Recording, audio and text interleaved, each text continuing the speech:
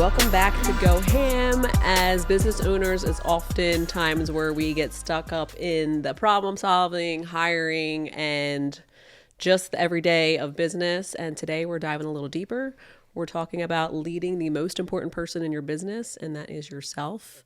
And I'm excited about this topic. It's a good topic. It feels like very relevant for everything that we're dealing with right now, and kind of just an area of our leadership that we're definitely developing. And yeah, so let's get into it. Well, this has been something we've been working on for a long time too. It's not. I know, like but this is a new recent. angle. It's different. Yeah, It's this is very definitely different. a new angle. I think like when we've talked about like leading ourselves in the past, like it's been very like from a disciplinary and like mindset and all of that. I feel like there's a lot of woo-woo around it now. Like, and I hate that term, but like it does matter. Like your energy, your emotions, like that's a big piece, and we're gonna get into all of it. So Full transparency, just to prep you guys for this topic, we're going to be diving into, like Alicia just said, the energy, high frequency, which is a term that I still don't understand fully, trying to embrace, but self-awareness.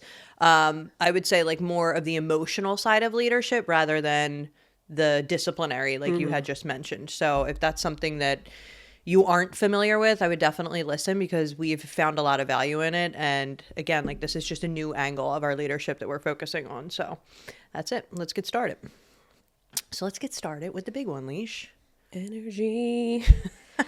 Energy. What does it mean? What does it mean? Okay, so I just want to preface this because last night I was watching Instagram something, and it was like a throwback of, and most of you guys aren't going to know what I'm talking about here, but it was when Martin Garrix dropped Animals at Ultra Miami in 2017. Like, look at me, I'm already like And the energy that was like going on in that crowd was insane. But that's how I would easily be able to explain like energy. Like I feel like a concert is somewhere where like everybody's on like the same frequency and like the energy's in the room, and it just feels different in that type of scenario. But I feel like in different scenarios like we deal with daily, where we're in the salon, like energy can feel all over the place. Yeah. So.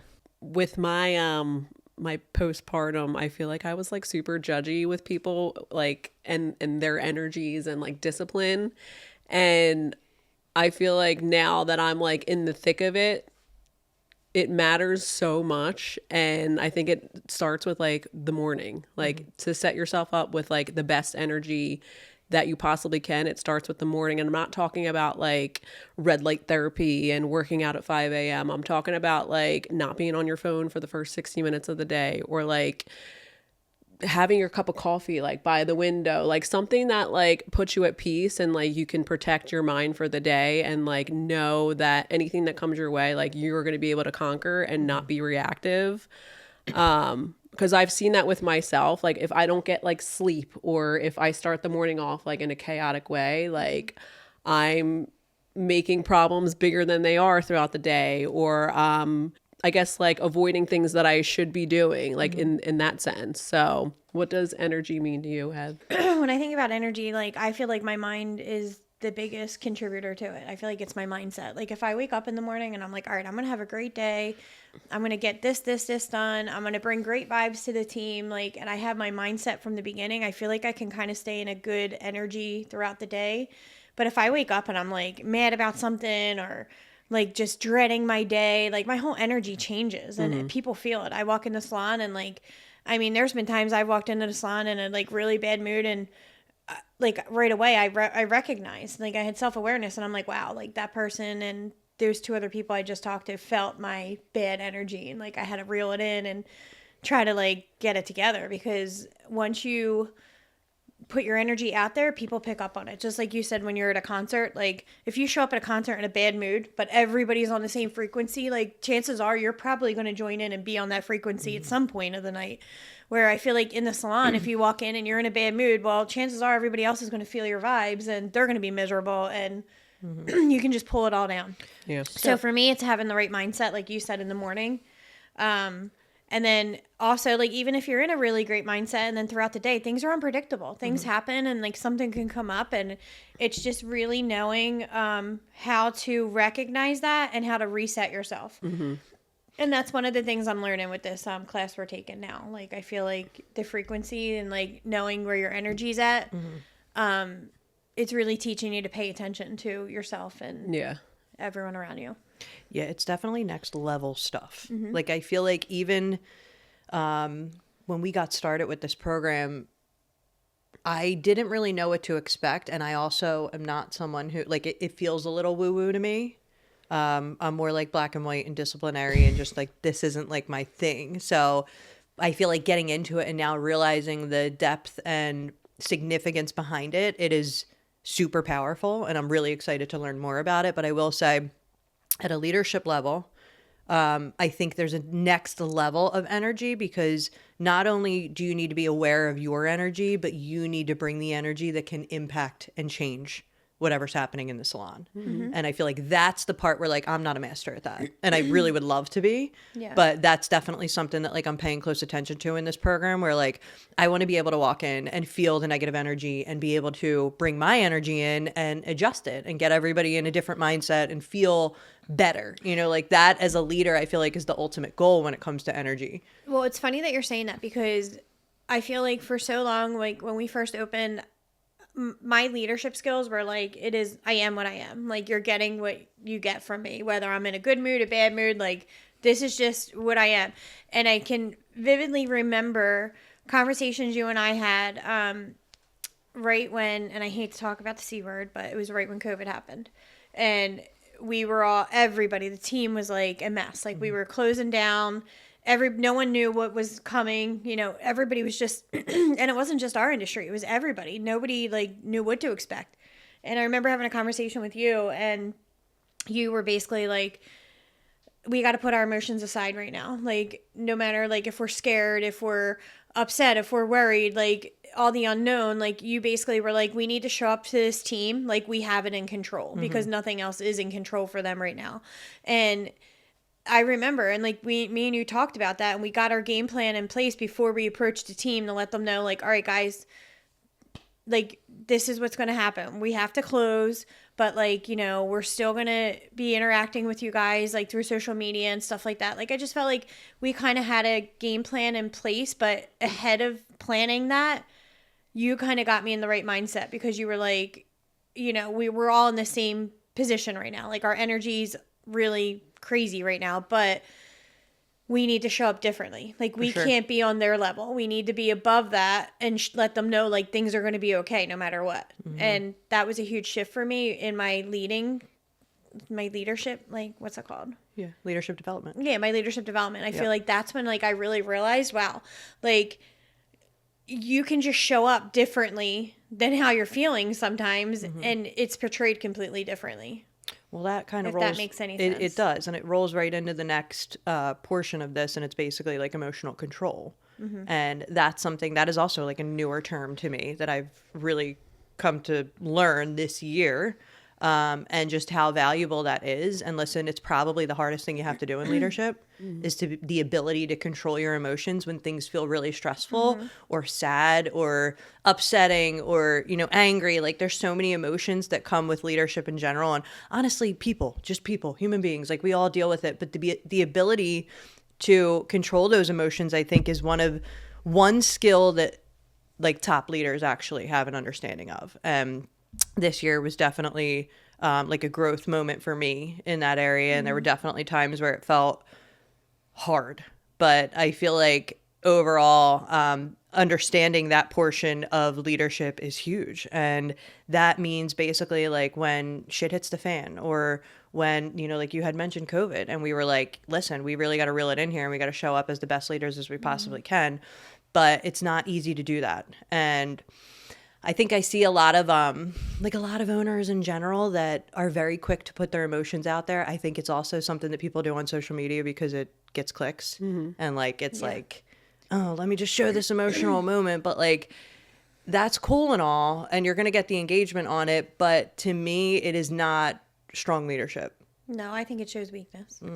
Well, I think it's important to know, like, we're not saying, like, you shouldn't be triggered or you shouldn't have emotions. Like, we're all human. We all have emotions. I think there's a recurring framework with this cohort that we're doing with Stef Fox, and then also with my mom coach. Shout out to Tara at Live Better Therapy. And it's just like regulating your emotions. And I mean, over and over, they say like, name the emotion that you're feeling. And I think that is important because it stops your brain from being a victim and changing it to be like, okay, like I'm feeling overwhelmed because I didn't sleep last night and I don't want to deal with this. Like having the self-awareness to like name the feeling. And they do this with kids too, you know, like when kids are having meltdown, how are you feeling right now? Yeah. Well, I'm mad. Okay. Like, why are you mad? And like, it gets them out of like that spiral. And it's the same thing with us as human beings and as owners. So I think that has been pivotal for me, at least. And I feel like all of us have been in situations where we've had like this pivotal moment in leadership where we're like, okay, like I can either change the way that I'm approaching my emotions and how I lead, or I can keep it the same. But obviously this isn't going to serve me well. Well, I'm like a very super emotional person. You guys know that. I think out of the three of us, I'm probably the worst with it. But I can remember like specifically 2 or 3 times, at least 3, in my whole career as an owner where I let my emotions get the best of me. Yeah. And like, I mean, emotions are going to happen. You're going to get upset. You're going to get angry. Like things are going to just trigger you, like you said. And it happens because it's human nature. But I think what I'm learning in my development now is how to control that situation. And I look back at like 2 specific situations in particular where my emotions took over. And I think about like, well, what would it have been like if I actually controlled the situation and controlled my emotions? And it probably would have been way better than it ended for me. And listen, like straight up, like that's okay. And like I feel like that's they're like learning kind of experiences, that's and it. you have to have them. And can I ask you something? Yeah. If you think of those 2 situations, like was in that time, was there a human need in your life that like wasn't being met? Like, so think about like personal life. So like sleep, hunger, emotional space, movement. Like, was there other factors that were affecting how you were reacting with your emotions? I don't think so. No. I think it was more of like I felt super betrayed. Okay. And super like disrespected, and it was to the point where like I felt like I needed to stick up for myself. Where like at this point in my life, like I am all about that let them theory. Like let them say what they want, let them think what they want, like let them do what they want. I don't care, they're not going to affect me. Where back then I think what they were doing and what they were saying was getting to me so bad that I reacted with my emotions, and I shouldn't have. And I regret it, and I do. And like if you know, I have no problem saying that I regret how I behaved. And it would have been different, but yeah, I mean, that's like self-awareness at its finest. Yep. So I think this is everything you're saying is like so true, and I think all of us feel that way. Like me as a leader, like I'm laughing because yesterday I saw this post. I don't know if I shared it with you guys, but it was basically back when the Hills and Whitney and one of them worked for Vogue. Oh yeah, what's her name? The fashion designer. Dude. What was her name? Oh, yeah. Like Kelly Catrone. Yeah, Yes. which she's like. I have a lot of respect for her. I by the love way. her. She calls it like it is. I love her. But basically she's like, we don't have any room for tears here. So if you're going to cry, you need to go outside. There's also going to be like good days and bad days where like, if you have a bad day, just know that like, it's not going to be every day, and like still come back. And like, I'm like, dude, like, that was like me as a leader in 2026. I was like, hey, this is what it is. If you don't like it, there's the door. Peace out. Yeah. Like, and it was like so black and white and blunt, and it was insane. But anyway, I don't even know why I got into that story, but I think it's because, it's just showing you like it she's shows, like kind of an emotionless leader. Exactly. But I like it. I kind of I respect it. So yeah, I think like that we just talked about that, like the fact that you have that awareness now, because ultimately like that's kind of what it was. Think about it, you know, like we just weren't developed as leaders to have the self-awareness that I think is necessary for you to really be able to control yourself. And well, after that happened, I remember I went down like a rabbit hole, and I was like, all right, I need to figure my life out right now, because I can't react like this. I can't have like, I'm too old and I'm too established in my career to behave like this. And so I started like looking into things, and one of the things that resonates with me anytime I'm in a bad situation now, and like I know my emotions are like bubbling inside of me and like I got to get it under control. Like I just always think to that one quote, you need to be the calmest person in the room. And I always try to like, sometimes it doesn't work, but I always try to be the calmest in the room. Like, So what does that look like? it's Like just in that really, moment like, where shit hit in the that fan moment, and it was like, unexpected and you walked into work and something, horrifying happened or whatever. Like, what do you do to self-regulate? honestly, for me, I feel like it's a lot of letting go. Like, I feel like it's like taking a breath, like removing myself from that situation so that I can clear my head enough to think like, all right, why is this driving me nuts? Why is this bothering me so bad? And like, I kind of like talk myself out of it. Like, why do you care so much? Like, this isn't going to matter in a day or in a week or in 5 weeks or a month. Like, you're not even going to know that this moment in time was there. Like, so just let it go. And I just feel like in that moment that I was talking about earlier where like I lost my shit, like if I would have just let it go and just like let it roll off my shoulders in that moment, I wouldn't be talking about it 10 years later. You know what I mean? Like I just feel like for now, like I'm at the point in my life where like I need to pick and choose my battles wisely, and 95% of my battles that hit me every day aren't even worth like an extra breath. So it's like they either work themselves out or it's like you're going to be in a completely different state the next day. Like I just try to change my whole attitude and my mindset and go in it in a different way. Because I know in that moment, whatever triggered me to get to that point, like an emotional response is never a good response. No, and I personally feel like the pause is everything. Yes, that's just it. I think that for me, it's the pause. It's the stepping away. It's the calming myself down and then trying to go at it. But like, and that goes, I mean, that's everything in my life. That's like when I'm arguing with my kids, like my husband, like it's like, if I can just step away and then come back, you're getting a different version of me. You're not getting that high frequency. Like you were saying, you don't know the difference between high frequency. I do because I live it. I get to that point and it's like, I'm a very emotional person. Like you can get me so angered or upset like pretty quickly because I don't have great control over my emotions. And like, that's something I am working on. And I do appreciate this Stef Fox class because I'm learning a lot from it. How do you reset? Me? So I feel like people, like, oftentimes people mention how they don't see me in an emotional state often. And I feel like for years that was not the case. Like I was very reactive. And I don't know when or how I got to the point where I had self-awareness. Hold on, I just explained you the other day to someone and I was like, yeah, she doesn't feel. Well, the issue, and listen, maybe it's a bad thing. I don't know. But like my emotions, I really try to control them. Well, they say like when you're in fight or flight or you're in like a reactive state, it's very hard for you to feel like empathetic, compassion. And it's not the case for every person, but everybody that is like in that state has a different way of reacting, not in a positive way. Well, and straight up, like to be perfectly honest, I feel like I've dealt with so much shit when it comes to leadership and owning a salon that ultimately, like, it's really tough to shake me at this point. I'm just fucking numb to I everything. am. No, Like, I'm dead serious. Like, really I hard feel to like shake her. I've dealt with so much shit and, like, there's really not much that's going to ruffle me at this point. Like, unless, like, you came to me and you were like, bitch, I'm out. I don't want to be your partner anymore. Then I'd be like, what the fuck, man? Why like, are you manifesting that? But like that would shake me. You're not going anywhere, so don't even like that's not even an option for you. But I feel like Oh, you just better watch it. I don't meet my Saudi prince. My ass is going to be in Saudi Arabia. yeah. But anyway, I feel like there's not much, like I think in salon ownership, like here's what you get, right? You get people that leave you to go to suites or people that leave you to go work for the competitor up the street, or you get someone who might be dealing with a super chaotic client situation or is going through a personal situation and they don't know how to control their emotions and they're completely disrupting the culture. Like this is the common shit that we deal with. And to me, like none of that is that big of a deal right now.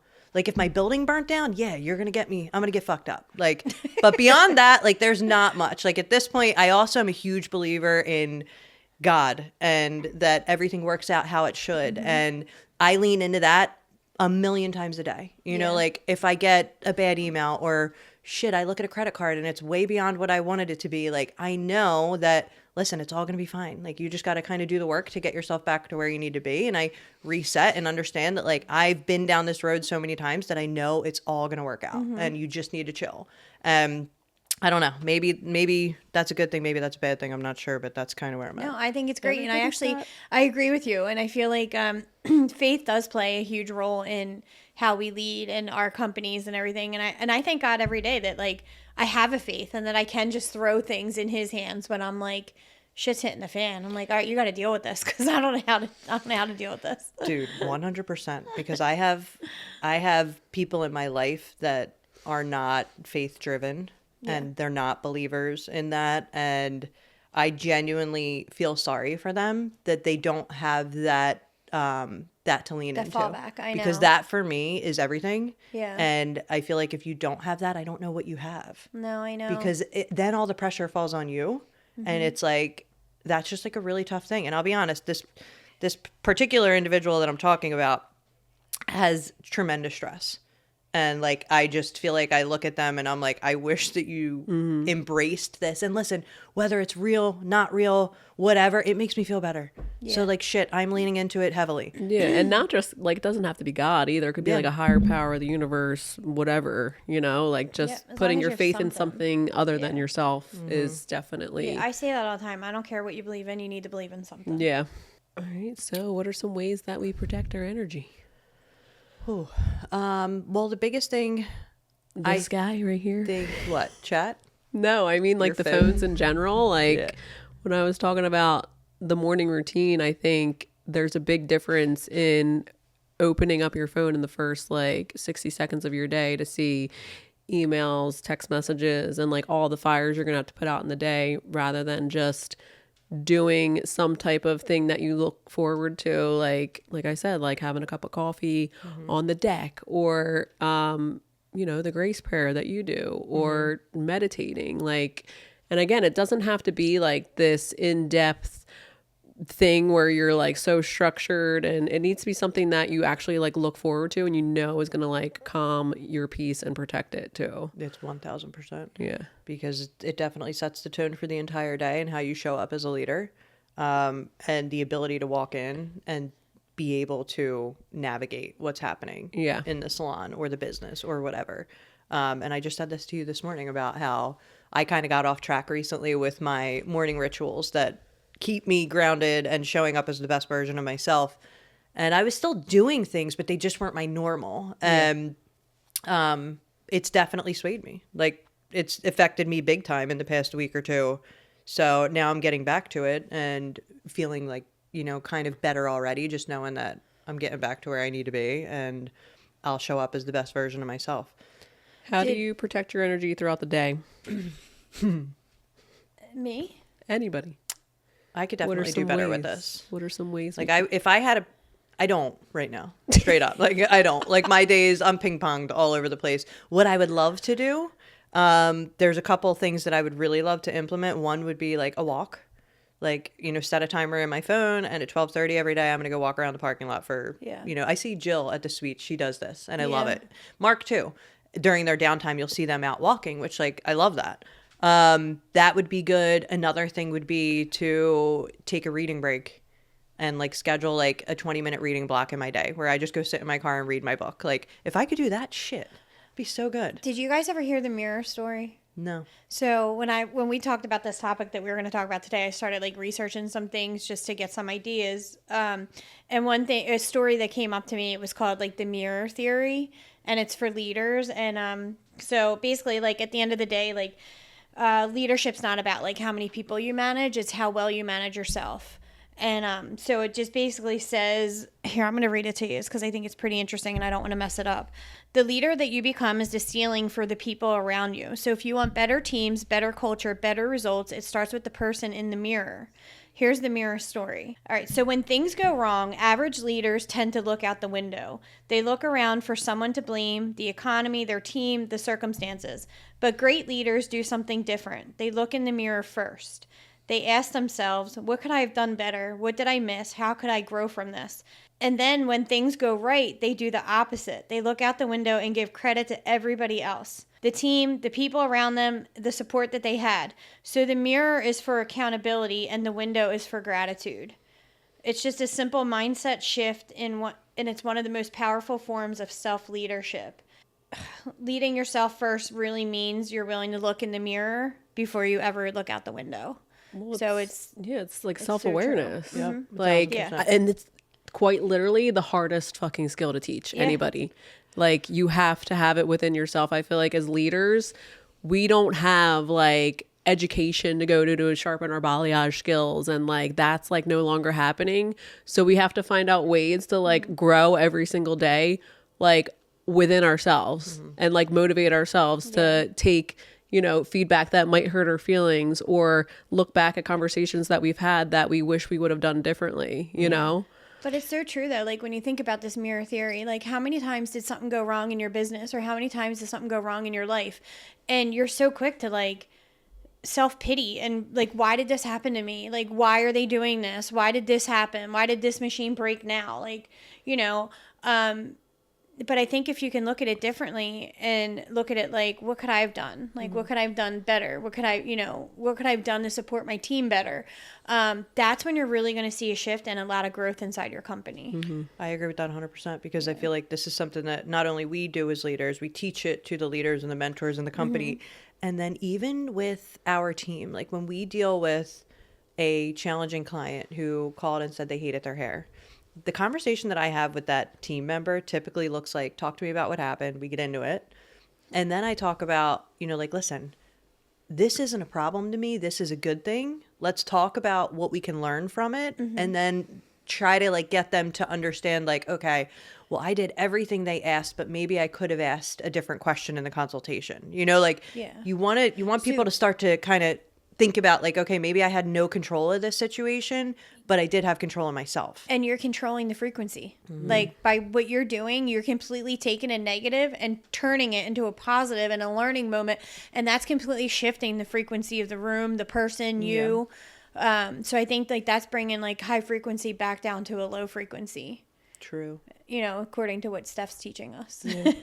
I think back to the like protecting your energy though, like one of the biggest things that I learned with the cohort that we're doing is like the pause. And like that can be for anything. Like I feel like as leaders, we feel like we have to solve everybody's problems and know all the answers. Like there's been multiple conversations that I've had since we started this mentorship where I'm like, you know what, let's pause this conversation. Let's, you know, let me ask the owners a couple things. Let me do this. Like, let's revisit this conversation, because I feel like a lot of times when that frequency is high and not in a good way, that's when things can kind of go wrong with some of your conversations. You can over explain things. You could promise things that you're not allowed to promise. So that's been like a game changer for me, at least, like just making sure like I take a pause, and that could be, you know, with in-person conversations that you're having with your team. I know. Well, how many times have we had conversations during this cohort where we're like, you know what, we're going to pause and we're going to talk to Steph about this. And then we do. And it's like so beneficial because whatever we walk away from that conversation with is typically different than what we would have done. And being like a mom and business owners, like we feel the stress like a lot.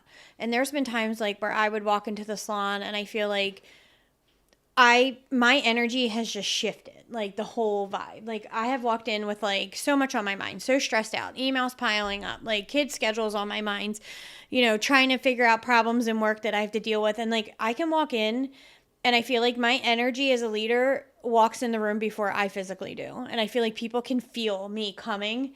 And it's like, if I don't show up with a good energy, the whole room shifts. Like people move differently. People get quiet. Like people will like try to avoid you.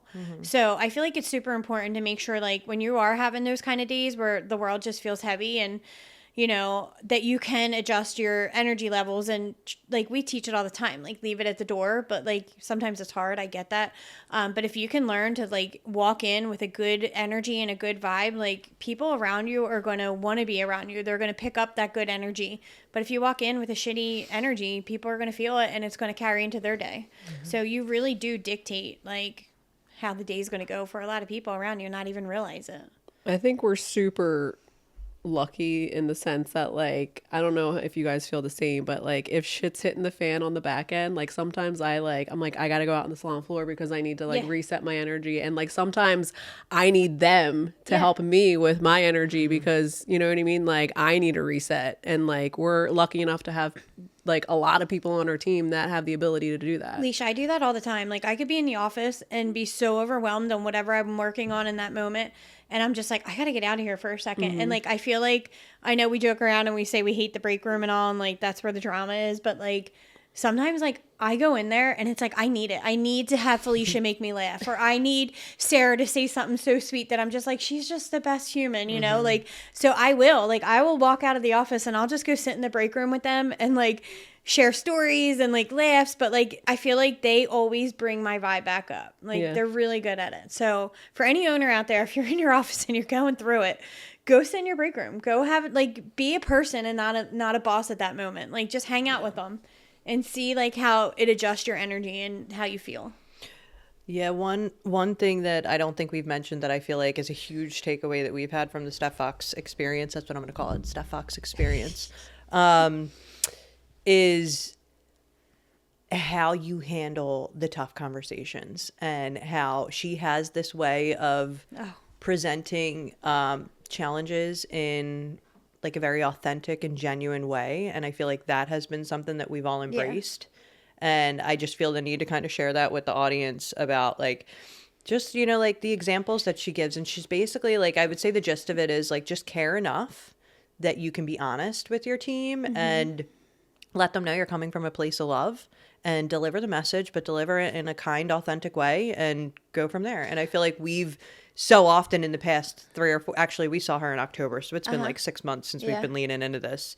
But that has come up time and time again. All right. So full transparency on this. This is definitely a new angle in our leadership development. It honestly is exciting because I feel like it's fresh and new. And for years we've been, you know, we do focus on development, but this is a whole different avenue. Yeah. So I personally feel like it's leadership in general when it comes to this type of thing is basically the version of yourself that you're showing up as is going to impact the entire company. And I think that's number one in it. Yeah. If you're not evolving yourself, you're not evolving your team or your business. True that. Yeah, I agree. Good. And I feel like leadership is all about, you know, demonstrating to your team how you want to be perceived. And I just feel like it's a domino effect. If you can show up in a good energy and lead in a positive light, you're going to have that kind of feel on your team too. True. If you can't lead yourself, you can't lead a team. I agree. There's no I in team. All right, that's a wrap. Thank you so much for tuning in. If you found value in this episode, drop a like and subscribe, and send to anybody who you think would appreciate this episode. If you are also interested in hearing about more from Stef Fox, our mentor at the moment, please let us know in the comments, but we will catch you on the next one.